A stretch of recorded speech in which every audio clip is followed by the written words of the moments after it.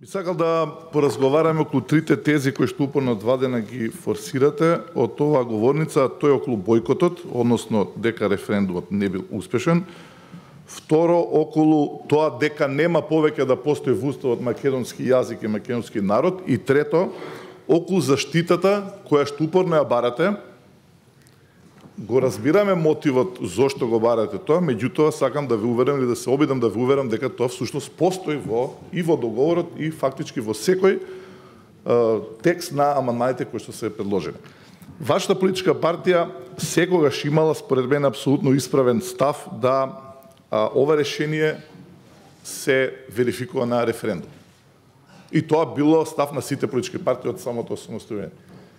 Ако наназад, биќе зборуваме за принципиелен став, зборуваме за консеквентност и зборуваме за нешто за кое што граѓаните на крај треба да го потврдат или не.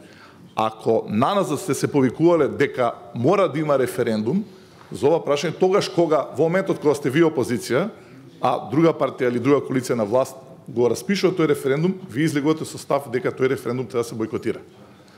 Значи повикување, тоа е тивок бојкот кој што е потврден и од вашата сестранска партија и така натаму.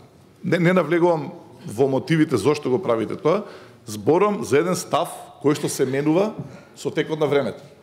Ако се повикува на бојкот, тоа е сосема различно од ставот кој што го имате од самиот почеток дека, пак ќе кажам сосема исправен, дека треба да се организира референдум. Второ, крајно време да ве подсетиме заедно за тоа што пишува во програмата на ВМРО ДПМН во 2016 година, страна 295. Што исто мене лично ми се допаѓа. ВМРО ДПМН како одговорна народна партија нема да дозволи кое било решение за спорот кој го набедна Грција да биде прифатено од страна на политичари, поединци, влада или собрание. Сосема во ред. Внимавајте се на овој дел. Без претходно за тоа да се изјаснат македонските граѓани на референдум, повикувате на референдум, кој што потоа го бојкотирате, и доаѓаме до најбитниот дел. А при тоа, мнозинството од граѓаните кои ќе излезат на референдумот да се согласи со сложното решение.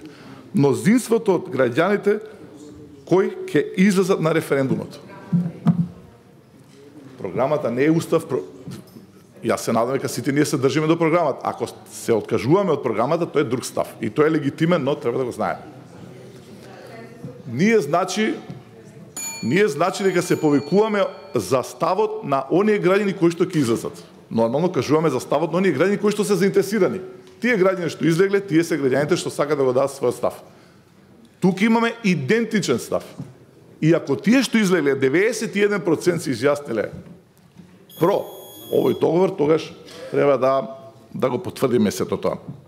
На крај македонскиот народ и македонскиот јазик останува во уставот и затоа не се менува. И да завршам уште едно околу заштитата го имате во секој текст на нацрт на амандманите во самиот договор каде што кажува дека доколку во Грција, во соседната и пријателска веќе земја не се ратификува ниту договорот, ниту Ви благодарам.